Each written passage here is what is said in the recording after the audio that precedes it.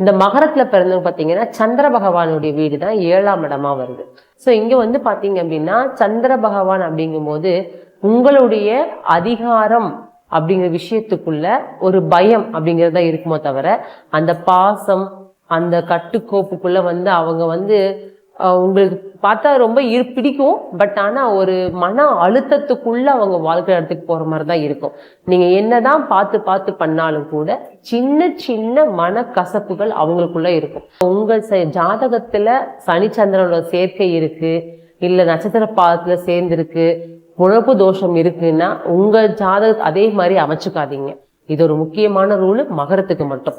சரிங்களா? அதே மாதிரி செவ்வாய் பகவான் பாதகாதிபதியா வர்றதுனாலையும் அந்த வீட்டுல போய் நீச்சம் அடைஞ்சு இந்த வீட்டுல வந்து உச்சம் அடைகிறாரு.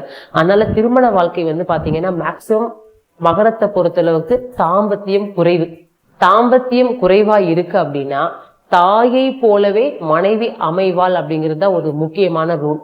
அம்மா எப்படி உங்களை பாத்துக்கிறாங்களோ அதே மாதிரி உங்க மனைவியும் உங்களை பாத்துக்குவாங்க ஒரு தாயை போல. நட்பு ரீதியான உறவு சூப்பரா இருக்குங்க.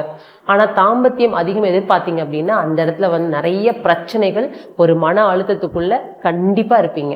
அதனால இந்த மகரத்துக்கு இப்படிப்பட்ட வாழ்க்கை தான் அமையும்.